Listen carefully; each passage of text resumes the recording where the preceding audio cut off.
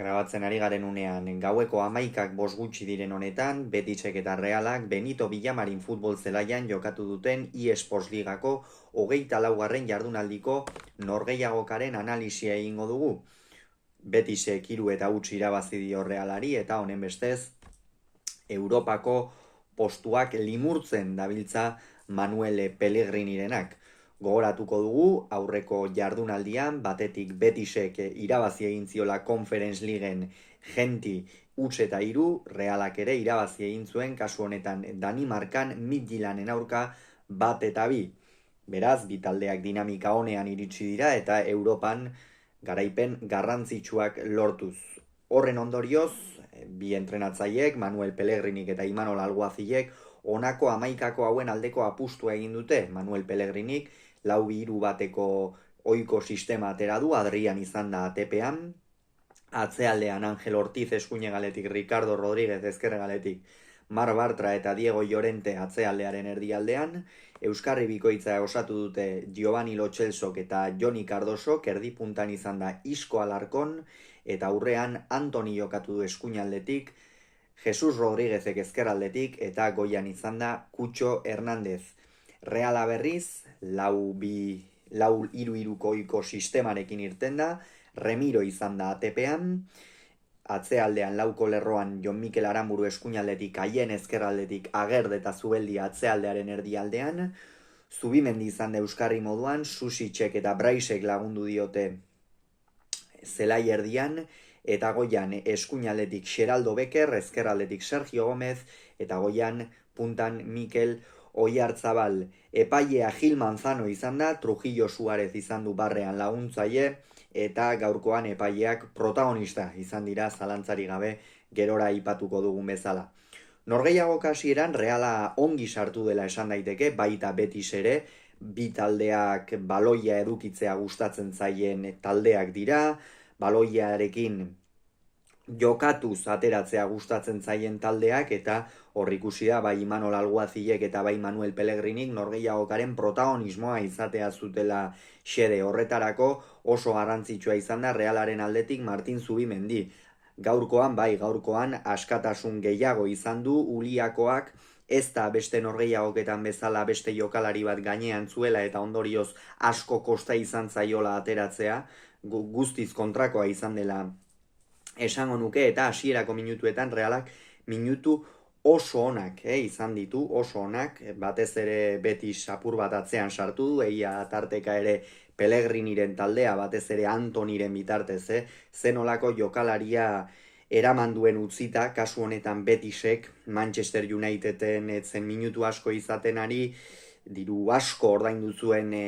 talde Ingalaterrarrak Antonirengatik, bertan ikusten zen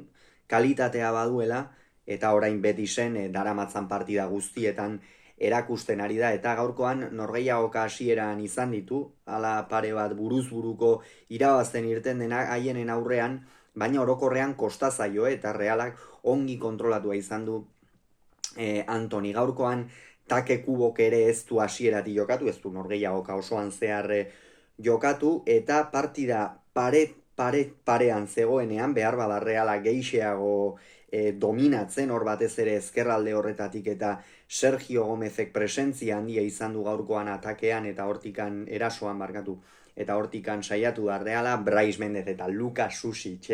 zen nolako jokalaria den Luka Susic, haze fitxaketa egin duen Realak, Imanolek esan zuen, prentxaurrekoan oraindik ere bideo asko ikustea geratzen zitzaiola, baina ez zait iruditzen duen kalitatearekin jokalari honek bideo asko ikusi beharko lituzkeenik. Gorputz handiko jokalaria da, eta horrek bide ematen dio askotan baloiarekin bira egin, aurrera egin, eta horretan sekulako sekulako nagusitasuna dauka zelai erdian, eta Realarentzat oso jokalari garrantzitsua da, eta gaurkoan erakutsi du, eta berak, arriskua sortu ez, baina Reala aurrera eramateko, eta Betisen eskemak eta apur bat hausteko oso jokalari garrantzitsua izan da, baina Realaren norgehiagoka zaborretara joan da 20. minutuan epaileak Gil Manzanok Igor Zubeldia kalera bota duenean. Bazioan, Jesus Rodríguezek ere norgehiagoka oso ona egin du, hor Betisek Arribitxi interesgarria dauka, zalantzari gabe, eta hortzegoen Susic, Zubimendi ere atzetik zetorren, baina epaileak txartel gorria erakutsi dio, eta Trujillo Suarez barreko epaileak ez dio zuzendu. Benetan, epaileek eta epaileen batzordeak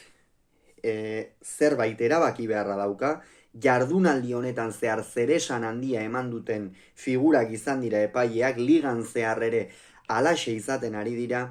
eta gaurkoan Reala atera da kaltetua kasu honetan,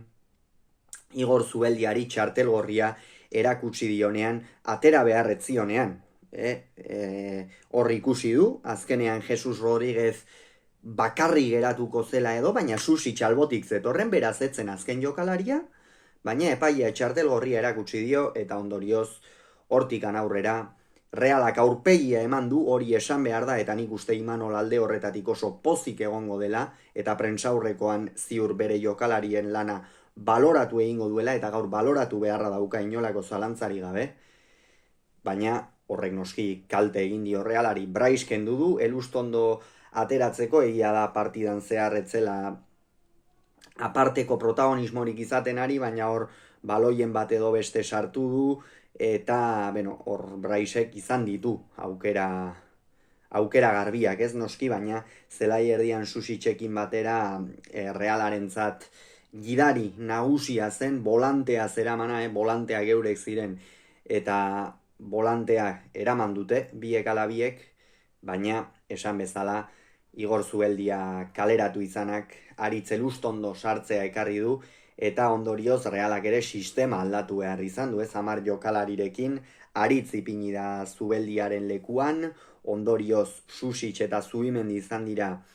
zelai erdian geratu diren jokalari bakarrak, Sergio Gomezek noski beste lan batzuk egin ditu, eta Xeraldo Bekerri ere askoz ere gehiago jaistea eta bere postua erabat galtzea egokitu zaio. Eta hala ere Realak aurpegia eman du, minutuak aurrera joan ala, Betisen aldera iristen zen, Xeraldo Bekerrekin, Sergio Gomezekin, haien ere erasokor, Aranburu ere gaur esango nuke beste partideta baino erasokorrago, eta 31. minutuan ere zer egin duen Gil Manzanok, alako penaltiak jardunaldiak joan eta jardunaldia etorri, barkatu penaltiak ez, jokaldiak ikusten ditugu, apur bat heldu egin dio Antoniri haienek, eta epaileak zuzenean penaltia adierazi du, Trujillo Suarezek beste behin ere ez dio zuzendu Gil Manzanori, eta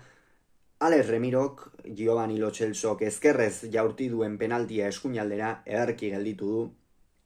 eta ondorioz Realari beste bizitza bat geratu zaio, jada Reala bizitzekin jokatzen ari zen, 10 jokalarirekin, Betis penalti batekin alde, etxean jokatzen gainera Villamaringoak, eta 35. minutuan Jesus Rodríguezek haze aukera izan duen sekulako jokaldia egin du, futbolaria da, hau erakutsi du aurkoan eskuinalde, ezkerralde horretatik barkatu, zenolako kalitatea duen, 19 urte besterik ez, eta zenolako kalitatea eta buruzburukorako gaitasuna erakutsi duen gaurkoan Jesus Rodríguezek, eta Pellegrini pozik izango da ziur zutoinera jaurti du,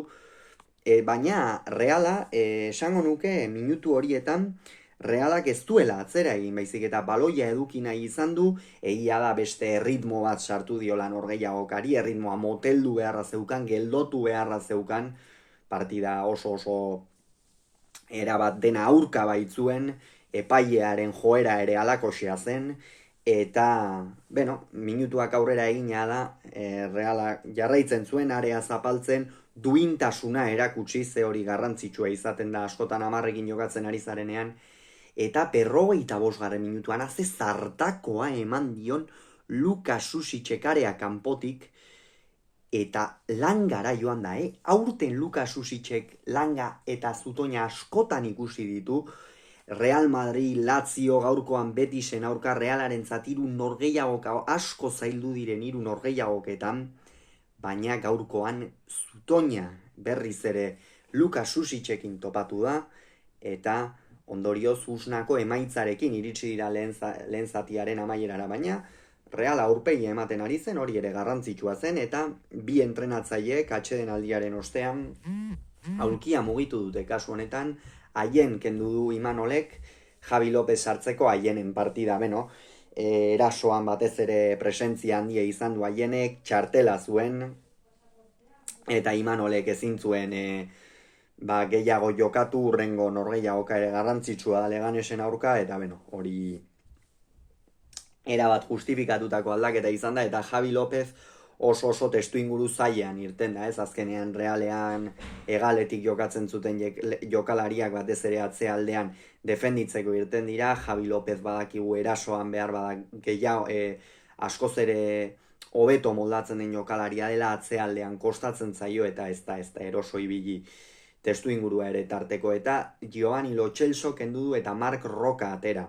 Giovanni Lo Celso ez du behar bada Pellegrinik eskatzen zion hori egin lehen zatian, zelai erdian ere esango nuke Reala gainetik pasazaiola, batez ere minutu garrantzitsuenetan, gerora noski ez, Susic eta Zubimendi bakarri geratu baitira,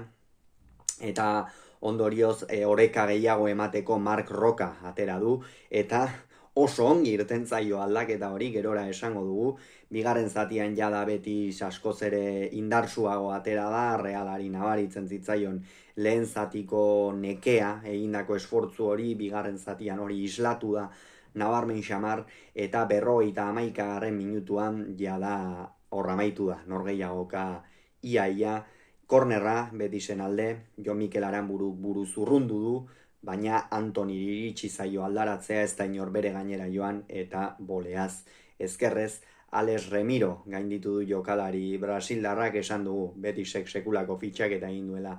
Antonirekin. Eta hortikan aurrera jada Betisen nagusitasuna erabatekoa izan da, 59. minutuan Jon Mikel Aranburu eta Oiartzabal kendu ditu. Jon Mikel Aranbururen norgehiagoka gaurkoan esango nuke aipagarria dela, izan ere eskuinalde horretatik eta mina egin du, baina egia da oraindik ere geratzen zaiola kasu honetan jokalari venezuelarrari erasoan gehiago, eta atzealdean ere nik esango nuke pixkanaka nekea nabaritzen ari zaiola, baina hala ere dene ematen du partida guztietan, eta halako jokalariak zalantzari gabe behar ditu Realak. Eta Oiartzabalen inguruan zer esan, lehen zatian ez du aukera handirik izan ere, egia da, hasiera horretan saiatu dela, gerora 10ekin geratu denean ere, joko luze horretan eta oso garrantzitsua zen Mikel Oiartzabal jokoan sartzea, eta egin batean lortu duela esan daiteke, Realak jarraitu baitu, Betisen area zapaltzen, baina jada ostegunean ere partida garrantzitsua dago, eta Imanolek kentzea erabaki du, eta Marin eta Martin irten dira, hauek ez dute zer egiterik izan, 74. minutuan atzealdetikan baloi bat atera nahian, Marc Rocari aldaratzea erori zaio eta bakarrik Alex Remiroren aurrean 2 eta utzeko egin du, hor jala ondoratuta zegoen Reala, eta 79. minutuan ere Marc Roca protagonista, kasu honetan Antoniren pase baten ostean, haze gola egin duene areaz kanpotik ezkerrez oso ongi ezarri du eskuinalde horretan baloia Marc Rocak, eta Remirok ez du ezertxo ere egiterik izan, eta Betis ere aldaketak egiten hasi da, kasu honetan 73. minutuan Kutxo kendu eta Bakambu atera du, Kutxo, pixkanaka erritmo hartzen hasi beharko da, oraindik ere taldera egokitzen ari da, eta gaurkoan behar bada ez du bere egunik onena izan, arean ere aukera asko ez, eta Bakambu irten denean izan ditu aukera batzuk, baina jada Betisek ere ez zuen bere beharrik, eta behintzat protagonismoa izan du, nahiz eta ez duen golik sartzerik izan, eta 73. minutuan bertan, Xeraldo Bekerrek, hemen Trujillo Suarezek ongi zuzendu dio, atzetikan eman dio nabarmen xamar Ortizi, Angel Ortizi, gainera aldatu egin behar izan du Pellegrinik, eta hortxe Gil Manzano kalera bidali du barrean begiratu ostean Xeraldo Beker Reala 9 zen, eta hor jada Jesus Rodríguez kendu du Tximi Abila ateratzeko, Angel Ortiz ere Ruibal ateratzeko, Realak Susic, esan dugu Susicen inguruan zer egin duen gaurkoan Zaharian, Arsen Zaharian, berekin amaituko dugu gaurko bideoa, Isko ere atera du Victor Rockeren ordez, Arsen Zaharian garrantzitsua, pixkanaka Errusiarra dinamikan sartzea, esan ez du ezer handi jakin, klubak oso informazio gutxi eman du Zaharianen lesioaren, evoluzioaren inguruan, garapenaren inguruan, eta, gaurkoan berriz ere berragertu da, deialdietan ikusten genuen, anoetako hegalean ere berotzen ere, baina jokatzen gaurkoan ikusi dugu aspaldiko partez, eta pozgarria izan da zalantzari gabe, Errusiarrak berriz ere minutuak izatea, eta horrek esan nahi du pixkanaka Imanolen dinamikan ere sartuko dela. Porrot mingarria gaurkoan Villamarinen, honen bestez sailkapenean batetik Betis 8. postura igo da, 3 puntura dauzka Europako postuak, Reala 11. geratu da 31 punturekin. Hauxe beraz esan beharreko, aurrengoan gehiago izango duzue, bitartean ongi izan agur.